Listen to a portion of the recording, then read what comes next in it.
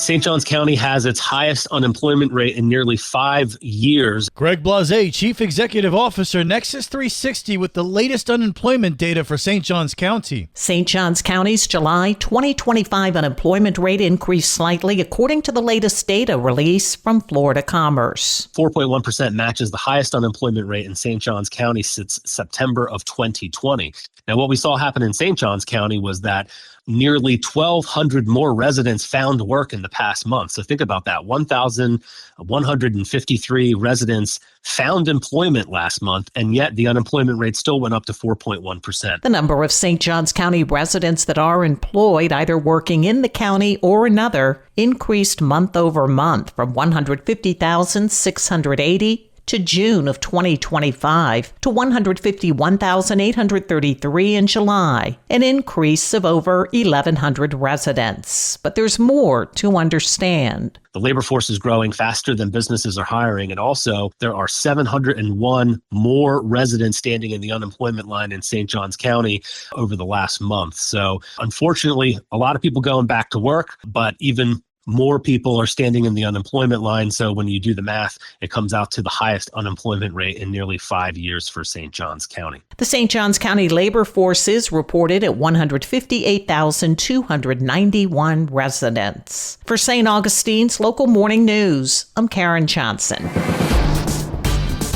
This local news is a service of your hometown Toyota dealer, Beaver Toyota in St. Augustine, conveniently located off I-95 at exit 311. It's great for the public to be more informed about how we're being prepared for emergencies, particularly with training initiatives for our St. Johns County Fire Rescue Department. The St. Johns County Board of County Commissioners will meet this morning at the County Auditorium. County Public Affairs Director Wayne Larson with some highlights from the agenda. We'll have a presentation by the Northeast Florida Regional Council on first responder training. There'll be a couple of items on the regular agenda that deal with recreational vehicles. There'll be a discussion item on our land development code and how that applies to recreational vehicles. We'll have confirmation of our new Office of Management and Budget Director.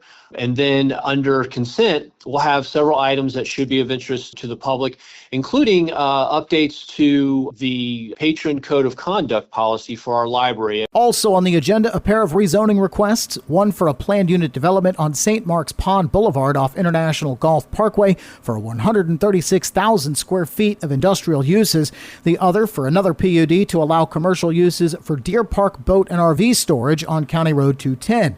That request was recommended for denial by the county's Planning and Zoning Agency. As always, the BCC meeting is open to the public. It starts at 9 o'clock in the County Auditorium. I'm Daryl Moody reporting.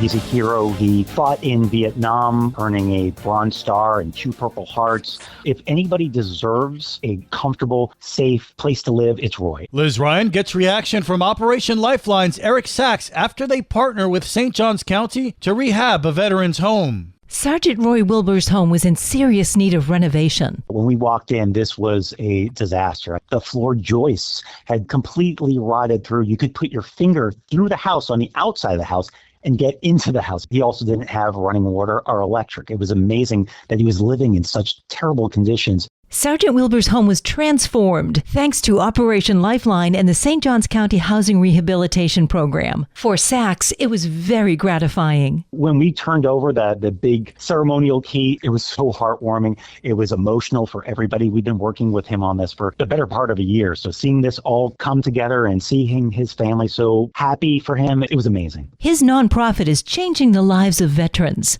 Operation Lifeline focuses on all things veteran housing. We go everywhere from the initial getting veterans off the streets to also helping them stay in their houses like we did for Roy, but we're also trying to build houses. We're focusing on affordable housing for veterans as well. So we focus on the gamut of housing options for veterans. Sachs is determined to see what they did for Sergeant Wilbur play out over and over again. We're going to continue to identify people who need our assistance, people who serve the country and now deserve our support. There are a lot of them out there, and we're going to keep on working to see how many people we can help. To get involved, go to oplifeline.org or search OP Lifeline on Facebook. For St. Augustine's Local Morning News, I'm Liz Ryan. And now you're up to date with St. Augustine's Local Morning News. I'm Rich Carroll.